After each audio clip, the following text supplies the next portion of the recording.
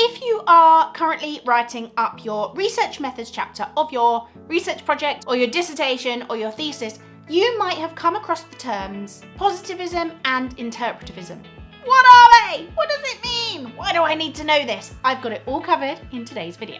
If you're new here, my name is Dr. Hayley Stainton, and I've marked an awful lot of research projects and dissertations in my time, done quite a few of my own too. So I'm giving you my top tips and tricks in this video. Positivism and interpretivism are words that many students will be too familiar with, yet it's not always easy to get your head around exactly what these words mean. So these terms will form part of your research philosophy. But what is that? The first thing you need to do when you are doing a research project is to determine your research philosophy. This basically means that you need to define your worldviews and perspectives in terms of your research. Now that might sound really daunting. You might think, I have no worldviews that affect my research. What do you mean? Don't worry. It's basically a pathway that you need to follow. It's like map reading. So I recommend that you start at the back, at the end, and decide how are you going to collect your data. So if you're doing surveys or interviews, that will be your data collection method, and you then have a look, is it qualitative, is it quantitative, and what are the underlying philosophical approaches that follow on from that.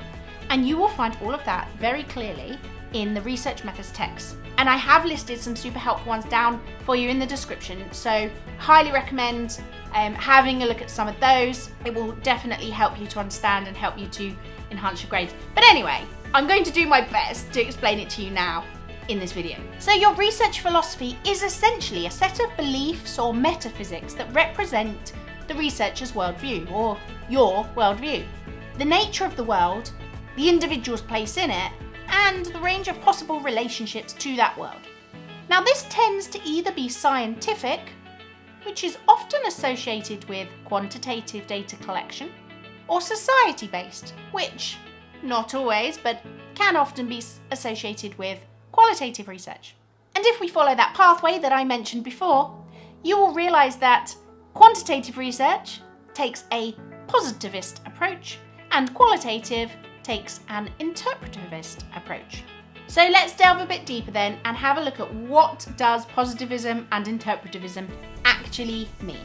Positivism and interpretivism are essentially epistemological positions adopted by the researcher. You will choose your epistemological position based on what best fits with your research aims and objectives. Positivism aligns itself with the methods of the natural sciences. It is associated with deductive logical reasoning, which means it starts with initial theories or hypotheses and it works towards more specific details. It tends to be very black and white. It either is or it isn't. And it can generally be proved, or it can't. It does not lend itself particularly well to areas that are not so black and white in nature, such as the study of society, for example. Positivism uses only research data that is verifiable and is collected in a value-free manner, enabling objective results to be generated and general scientific laws to be created. It often uses numbers. A number is a number. It's not subjective in any way. Calculations and equations can easily be developed. You can also think of it in terms of a scientific experiment. Take fire, for example. We need the three elements of oxygen, heat and fuel in order for fire to occur. If one element is missing, there is no fire. It's not up for discussion. It's a black and white fact. Interpretivism lends itself well to studies that do have a lot of those grey areas, like society. Understanding why or how somebody feels or behaves cannot be achieved through the analysis of numbers. Instead, it requires an in-depth assessment of words, actions, and behaviours. An interpretivist researcher concentrates on the meanings that people bring to situations and behaviour and the ways that they use this to interpret the world. What's more is that an interpretivist researcher believes that reality and the individual who observes it are indeed inseparable. This is because a person's view of the world are inextricably linked to their life experiences. So An example that I like to give is when I went to teach English as a foreign language in Thailand.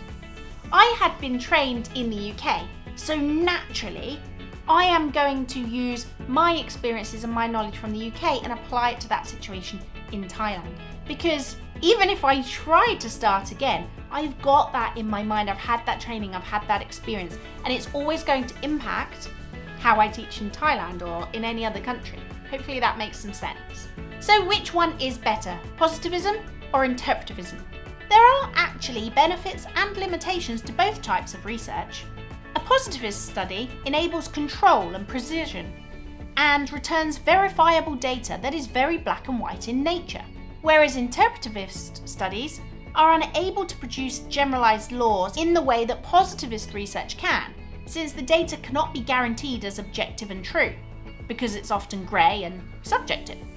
However, a positivist approach is limited in that the data that it produces can be pretty inflexible, and it fails to address aspects such as personal beliefs, experiences, and motivations.